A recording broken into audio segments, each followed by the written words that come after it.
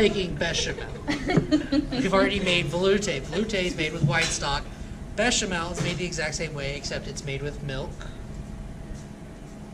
And we're also going to do a different version of a sachet, which is called, this one right here is going to be called an onion piqué. It's Pique. Yeah, I remember reading about it. So, I'm going to do something. So it's really easy to do.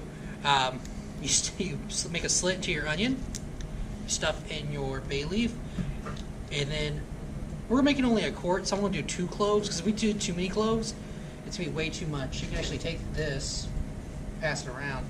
I'm going to kind of crush one up. Cloves are very potent and very powerful. You probably reminds you, it may probably make you remember the holidays of how it is. So, we've mixed it with our onion, we have the bay leaf, we have the clove. That's why the smell is in my house for Christmas. Yeah. So yeah, we have onion piqué, it's got the bay leaf, the clove, and it's all stuffed inside the onion in a neat little baby package here. There you go. I want to make sure the video is cool. So that's just, it's just a different version of a sachet. Question. In this way, yes. Why does it be cloves on? Is it just both sides need to have a clove on it, or no? It doesn't matter. You can put them right together. I don't know. I just do it for symmetry. Okay. I don't know. That's how my mind. That's how my mind works.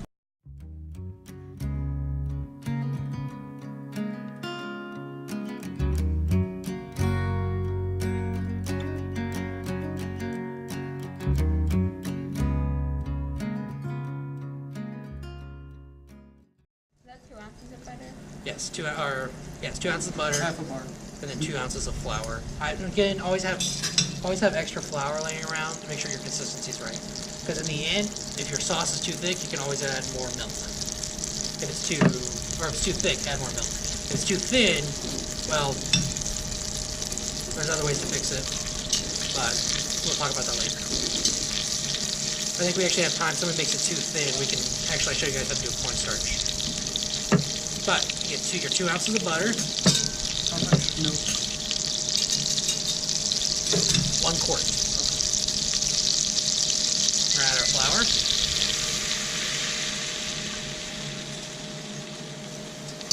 And this is going to be a very white sauce. We want this as white as possible. So, we're going to be making a white roux. We're not making a blonde roux. We're not making a brown roux. Why? We're making a white one. So that means right when all my flour is incorporated into my butter, and it smells just like butter. It smells like flour and butter. There's no other extra smells, no other hazelnut, or popcorn, no nothing. It's ready to go. And when you do this, do it in halves. So I'm going to put my 1 pint of milk in there already. I'm going to crank up my heat a little bit because I want to get it to a boil first, so I know where my thickness stands. This way, the starch actually absorbs our liquid and makes it thick and starts solidifying. And that only happens when it gets hot. I was confused about to say something. I was like, well, I was just wondering because you said we were going to do that. Instead of like 3 paces behind, you're just like 3 paces ahead. Okay. I just saw you do that. Oh yeah, I did it with a knife. I just did it with the scissors because I was lazy. But yes, you'll make a slit inside the onion and you'll stuff. If you guys do the bay leaf, don't use a big bay leaf because it'll make your sauce taste like bay leaves. You don't want that. You just need just make a little baby bay leaf. Make sure it's size appropriate for what you're doing. You get what I'm saying? Like if I was doing like a gallon, I would just take an onion, cut it in half. I'd probably stuff like 3 bay leaves in it and do like 6 cloves. I'm doing a quart. So I'm gonna use like a quarter of that. So even my onion's smaller. I'm not using a quarter of an onion. I actually took the onions and I took some layers off. They took some layers off actually. So now you can see it's starting to become warmer. The liquid's starting to get up to heat, and you can see the mixture is starting to become more viscous, and that's because the starch is starting to absorb the liquid. And once we get to that boiling point, we'll find our final thickness. And I'm just whisking it to make sure it doesn't stick to the bottom of the pan. So the bechamel needs to be pure white. So let's crank it up a little higher. Are we not using flour, we're using cornstarch? No, I was just using cornstarch to fix it. If it's too thin, use flour. Don't use cornstarch. All right, so now my liquid has come up to a boil. You guys can see it visibly now. So I'm just gonna turn that down, and I'm gonna add the rest of my milk and whisk it in there. How high do you think these should be? And huh? How high do you think these should be for? Just be careful. Like roux-based sauces like this, they burn really easy, so you need to be careful. So you need to whisk constantly. But you can work with a high heat, but you just need to turn it down. Okay. Like if it's gonna simmer, it's gonna simmer on a 1 or 2. If you guys just need to cook it quickly, you guys can do it on a 5, 6, or 7, or heck, if you can start better, 8. But be very careful. That's what you can burn.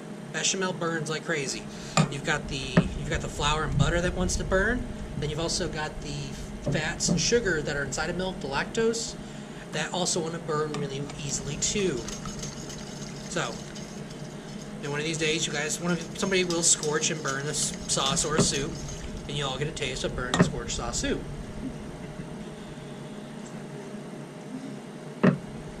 So, we're going to let this come up to a boil. So I'm going to crank it as high as possible, just so I went into that boil real quick, stirring occasionally, just so I don't burn it.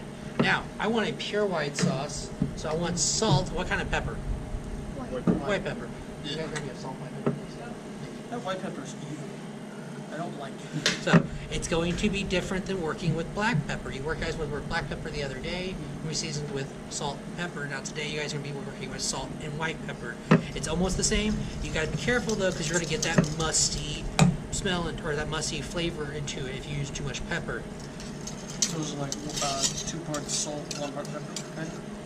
What's the white pepper? It's like 4 parts salt, 1 part pepper with the white pepper. Wow. Okay.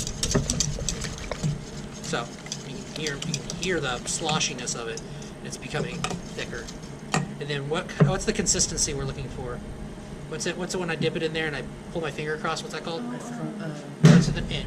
M? An N. And nappe. Nappe. There you go.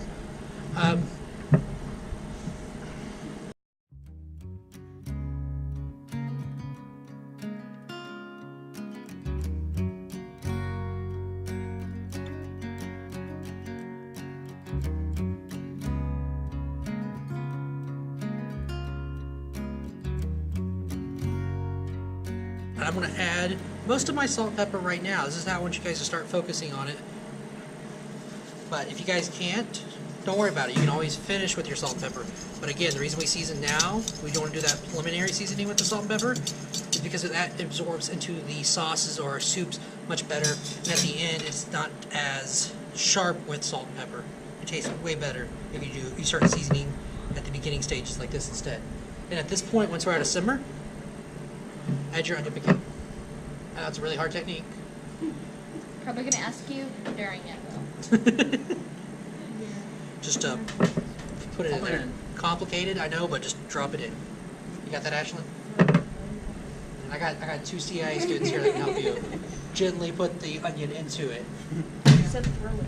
Just throw it. Like throw it. And then make sure you scrape the bottom of your pan and don't let it burn, and let it simmer.